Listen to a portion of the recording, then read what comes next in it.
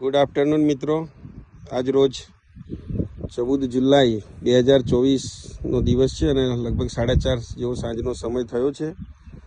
આ સામે જે ડુંગર દેખાય છે ત્યાં હાથમતી ડેમ પણ દેખાય છે આપણને. હાથમતી ડેમ છે.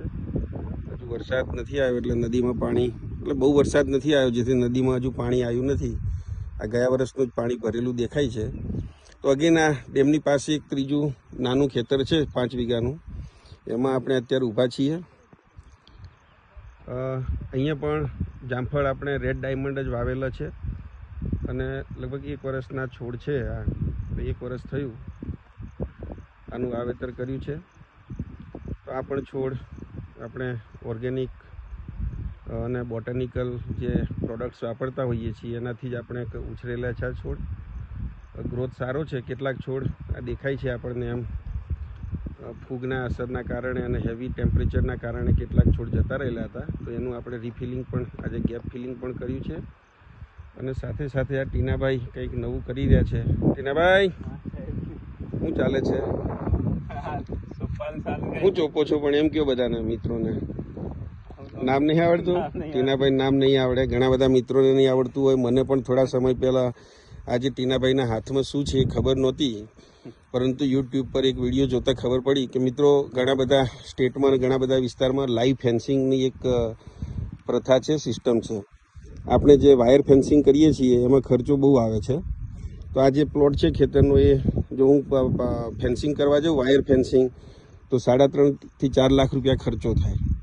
એટલે એટલો બધો ખર્ચો કરવો શક્ય ના બને, જેથી મને આ કન્સેપ્ટ ગમ્યો. આ જે છોડ છે એ આપણે ગ્લિરીસીડિયાના છોડ, ગ્લિરીસીડિયા કરીને એક વનસ્પતિ આવે છે, એના છોડ આપણે લગાવીએ છીએ બાઉન્ડ્રી ઉપર.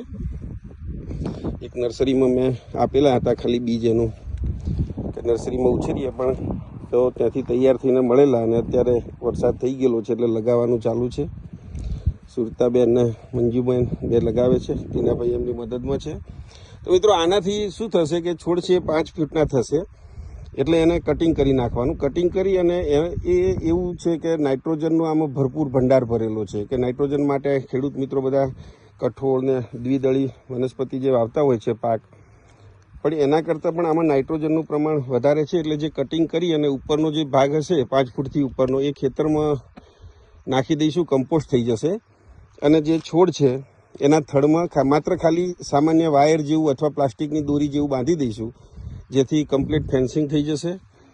સાથે સાથે એકદમ નજીક રોપેલા છે એટલે પવન, હેવી પવન આવે તો એ પવનથી પણ થોડુંક આ છોડને નુકસાન થાય, એ પણ અટકશે વાવાઝોડાના સમયમાં.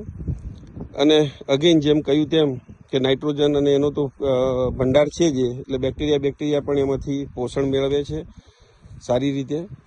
તો એ રીતે એક આપણને ફાયદો થશે.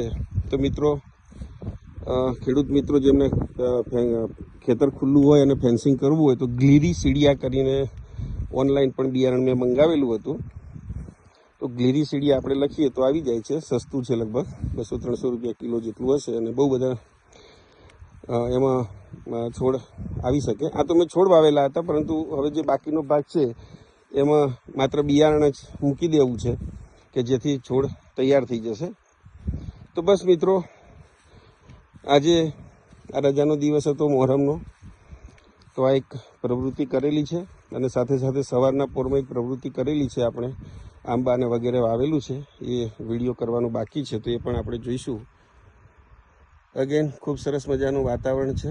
કાશ્મીરમાં વાદીઓમાં, કાશ્મીરની વાદીઓમાં ફરતા હોઈએ એવું અત્યારે વાતાવરણ છે. And enjoying the holiday. તમે બધા મિત્રોએ પણ આજનો દિવસ આનંદથી ઉજવ્યો હશે ઘરની બહાર. તો મિત્રો, થેન્ક યુ. ફરી મળીશું પાછા કંઈક આવું સારું લઈને, નવું લઈને.